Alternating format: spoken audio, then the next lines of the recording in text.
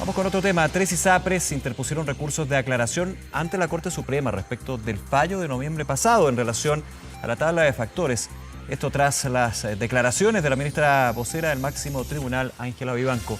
Vamos a abordar este tema, para eso ya estamos en contacto con el Superintendente de Salud, Víctor Torres. Superintendente, muchas gracias por su tiempo. ¿Cómo está? Buenas tardes. Muy buenas tardes, ¿cómo está usted? Bien, gracias. Déjeme hacer primero una pregunta práctica. ¿Ya se ingresó o cuándo se va a ingresar por parte de otro de los incumbentes, en este caso, que es la Superintendencia de Salud, de recursos de aclaración en la Corte Suprema? Sí, mire, lo primero que yo quisiera decir es que nosotros no somos parte en las causas que se están revisando por parte de, o que se han revisado, digamos, ya y han sido falladas por la Corte Suprema. No obstante eso, de hecho ya en enero del año en curso, digamos, presentamos un recurso de aclaración precisamente porque habían elementos que consideramos que habían que poder tener, digamos, mayor precisión sobre la instrucción que se nos otorga. Hoy día, y a propósito de las declaraciones de la ministra Vivanco, se han abierto una serie de otras dudas que en definitiva nos estimula a presentar un nuevo recurso de aclaración, insisto, aun cuando no seamos parte en las causas, para poder clarificar efectivamente el alcance de la instrucción otorgada. Todo indica que, por lo menos antes del pronunciamiento, este fallo y el cumplimiento al tenor literal del mismo hablaba de un efecto general, así lo dijo también la Corte en sucesivas intervenciones. Considerando, decía, a todos los afectados. En un considerando y en lo resolutivo también. Por lo tanto, no ha habido un problema de entendimiento, pero hoy día si hay algún criterio distinto, efectivamente es importante que pueda ser por la vía formal, que es la respuesta a un recurso de aclaración, que nos pueda la Corte entonces decir si es efectivo o no. Ahora, ¿cuándo se ingresaría el recurso entonces de aclaración? Sí, perdón. En las próximas horas, dentro del día de hoy o eventualmente a más tardar mañana en la mañana. Estamos tratando que sea el día de hoy. Perfecto, perfecto. Superintendente, déjeme ir a un punto y también para ir explicando a quienes nos ven a esta hora. Afiliados del sistema ISAPRE o no, porque obviamente este tema tiene un aspecto de interés público bien relevante sobre el sistema de salud en Chile. Le hago una pregunta quizás con algo de chilenismo, pero ¿cómo salir de este enredo que se formó? Uno diría, claro, cuando los recursos de aclaración sean revisados por la tercera sala de la Corte Suprema va a tener que haber una aclaración, pero igualmente puede haber una rectificación o enmendar un punto. O sea, esto puede complejizar aún más el escenario que se vive con respecto a cómo interpretar el fallo del máximo tribunal sobre la situación de tabla de factores. ¿Cuál es su análisis ahí? Bueno, va a depender de lo que hayan pedido quienes han recurrido, digamos, con este recurso de aclaración, si es por aclaración, por rectificación o enmienda. En el caso nuestro vamos a pedir una aclaración porque lo que nos compete a nosotros es la instrucción que nos han entregado y efectivamente para poder evaluar si es que hay alguna modificación en el criterio original. No sé si las ISAPRES van a seguir algunas otras planteando algún otro recurso durante el transcurso de las próximas horas, pero nosotros entendemos que al menos en lo que a nosotros respecta debiera ser una aclaración al fallo original. Claro, pero solamente desde el punto de vista de lo que fueron las declaraciones de la ministra Vivanco sobre a quién afectaría o finalmente a quién tendría que tener efectos el fallo en términos de afectado. ¿Ese es el punto solamente que se va a centrar este recurso de aclaración de la superintendencia? O sea, hay varios elementos que se abren cuando uno plantea si el fallo tiene efectos generales o efectos relativos, ¿no? Por una parte tiene que ver con las restituciones de los cobros que se hayan realizado en exceso. Los cálculos que nosotros hicimos como superintendencia fueron al tenor literal del fallo y por lo tanto se hizo un cálculo sobre la totalidad de los planes que tenían tablas anteriores al 2020 y respecto a aquellos también que tenían cargas menores de 2 años, de niños menores de 2 años, ¿ya? Que también es una materia que debiera clarificarse porque no existen hoy día recursos que hayan requerido de aquello, sino que esto emana precisamente del fallo o de los distintos fallos de la Corte Suprema entre noviembre y diciembre del año pasado. Entonces, si tiene efecto relativo, queremos saber en cada una de estas aristas si tiene efecto general, si tiene efecto relativo. Son materias que son muy importantes de poder clarificar para efectos tanto de lo que implica la restitución como también eventualmente las rebajas hacia adelante. Y ahí hay un punto bien relevante, superintendente, lo mencionaba también durante la jornada en una entrevista al ministro de Justicia, Luis Cordero. En el fallo no se habla, usted me corrige si estoy equivocado, de restitución de dineros propiamente tal, sino de restitución de excedente, que sabemos que eso puede ser no solamente, ¿a qué voy? Las personas que piensan que fueron afectadas demandando o no por el tema tabla de factores pueden estar esperando que en algún minuto, habrá que ver, esto es un desarrollo y por eso el proyecto de ley corta presentado por el gobierno, van a recibir dinero que les fue cobrado de mala forma o de manera irregular, justamente por lo que dice el fallo. Eso no está claro también, ¿o no? No, o sea, nosotros no tenemos duda respecto de ello, lo hemos planteado desde el primer día cuando conocimos de los fallos de la Corte Suprema, y en eso entendemos que también ha sido clara la Corte, ¿no? Que es a través de los excedentes, porque aquí hay dos elementos, ¿no? Hay cobros que se pueden realizar en exceso, por ejemplo, cuando tú tienes más de un empleador, muchas veces se cobra 2 veces. Claro, esto por el 7% de cotización. Exacto, ¿ya? Y esos son los excesos, que tienen un régimen de devolución. Y por otro lado están los excedentes, que son cuando tú pactas un plan por debajo del 7%, te cobran el 7%, pero después te restituyen lo que se cobró por sobre el plan pactado. Pero eso tiene otra modalidad que está normado en el DFL1, y eso implica que se abre una cuenta a favor, digamos, de las personas, y puede utilizarse, digamos, estos fondos para comprar medicamentos, para pagar determinadas prestaciones que no están cubiertas en el plan, etcétera, etcétera. Cuando no se usa, a la vuelta de un año, en enero del año siguiente, esto sí se restituye en dinero en efectivo.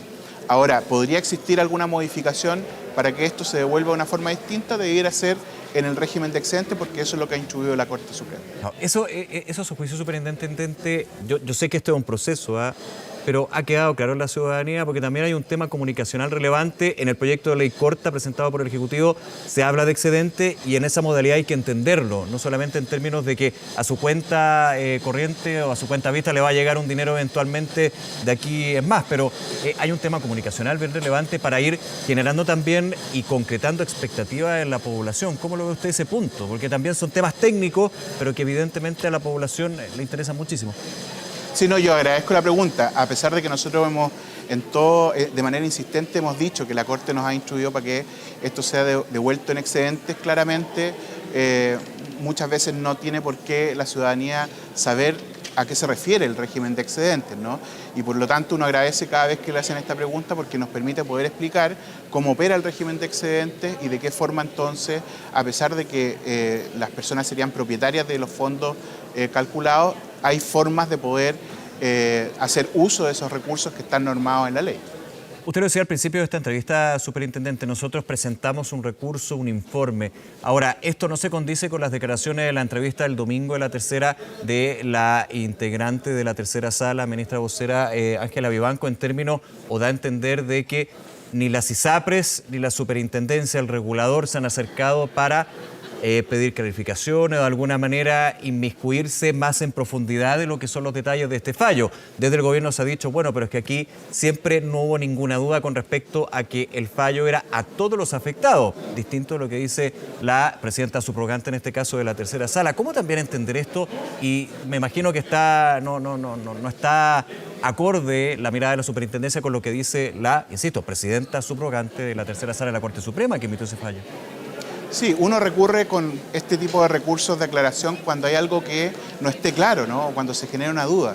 No obstante eso, es de público conocimiento que no solo la superintendencia, el gobierno, todos los actores involucrados, incluso las personas críticas al fallo, entendían al tenor literal del mismo que este tenía efecto o tiene efecto hasta el momento general, digamos, ¿no? También ocurrió con adecuación precio-base. Recordemos que existe ese precedente del año 2022. Por lo tanto, nunca existió esa duda. Hubo dudas en otras materias y fue las que nosotros solicitamos aclarar, a pesar, insisto, de no ser parte dentro de los recursos. Por lo tanto, ahí la Corte tuvo la gentileza de respondernos a aquella duda en el mes de enero. Entonces, hoy día, ¿por qué vamos? Porque efectivamente hoy se plantea por primera vez una mirada distinta desde la Corte. Nosotros no tenemos atribuciones para poder interpretar los fallos, es la Corte la que tiene esa atribución.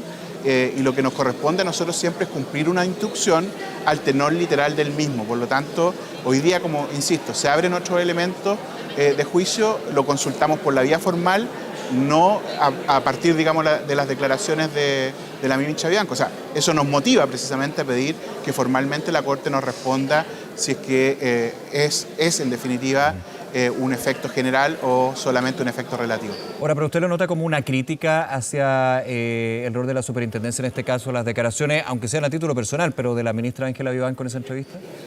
O sea, uno puede estar sujeto a crítica, pero lo lamentaría en el sentido de que nosotros hemos sido muy colaboradores con la Corte Suprema durante todo este tiempo. Además, hemos sido insistentes en decir que el ordenamiento jurídico establece que, por una parte, los fallos se acatan. En segundo lugar, que nosotros estamos instruidos, que tenemos que cumplir al tenor literal y por lo tanto no podemos interpretar porque no tenemos esa potestad y que cualquier otra alternativa o alguna otra interpretación debía hacerse por la vía del recurso de aclaración en la Corte. O sea, hemos defendido claramente lo que nuestro ordenamiento jurídico establece, el rol de la Corte Suprema y hemos acatado lo que ellos nos han mandatado. Y también lo vamos a hacer si efectivamente el recurso de aclaración dijera una cosa distinta. Entonces, en ese ánimo de colaboración, de respeto, de trabajo y de cumplimiento con lo que establece nuestra, insisto, ordenamiento jurídico, no logro entender que pudiera haberse deslizado una crítica en ese sentido. Superintendente Torres, déjeme ir a otro tema concreto, justamente para quienes nos ven a esta hora, ir este enredo de alguna manera teniendo puntos más clarificadores, digamos. Y quiero ir a lo legislativo. Hay un proyecto de ley corta, además una reforma constitucional. Me fijo en el proyecto de ley corta que mandata a las ISAPRES, si se hace ley finalmente, le entrega facultades a la Superintendencia de Salud para que justamente las ISAPRES acaten este fallo, pero no haya un descalabro del sistema de ISAPRES, presenten planes de pago con la aprobación justamente de la Superintendencia. Eso a grandes rasgos. Ahora, ¿en qué situación queda esto de acatar el fallo por parte de las ISAPRES si no se aprueba el proyecto de ley corta? O sea, lo que pasa es que el proyecto de ley implica varias otras cosas más. Sí, por supuesto. Por ejemplo, o sea, da plazos, permite que las ISAPRES entreguen un plan de cumplimiento, otorga entonces facilidades para que se minimicen los impactos. Por ejemplo, saca de la garantía legal este pasivo. Establece, por ejemplo, un mecanismo de cálculo para el GES, anticipándonos a que eventualmente pueda ocurrir una situación similar en los fallos que está conociendo hoy día la Corte por ese otro concepto. O sea, hay una serie de elementos, sin considerar lo de FONASA, que se verían obviamente impedidos de poder seguir legislando si un proyecto no tuviera, digamos, capacidad de avanzar en el Senado. Y nosotros esperamos que siga avanzando, ya que el proyecto no contiene elementos que afecten, digamos, el cálculo. Por lo tanto, una interpretación u otra respecto de lo que la Corte pueda establecer, a mi juicio, no impiden que siga avanzando este proyecto de ley. Pero si no se aprueba de aquí a 6 meses, que es la prórroga que se otorgó por parte de la Corte Suprema. Bueno, nosotros tendremos que dar cumplimiento a lo que nos mandate la Corte a partir de los recursos de aclaración, de la forma en que lo estime efectivamente la Corte. O sea, eso podría significar finalmente que el sistema de ISAPRE tenga un descalabro. Depende, va a depender un poco de las instrucciones que recibamos. Evidentemente, la idea de este proyecto de ley es poder mejorar las condiciones de cumplimiento, porque entendíamos que con las atribuciones que hoy día tiene la superintendencia, efectivamente, el cumplimiento al que podríamos haber instruido eventualmente hubiese generado un efecto mucho mayor.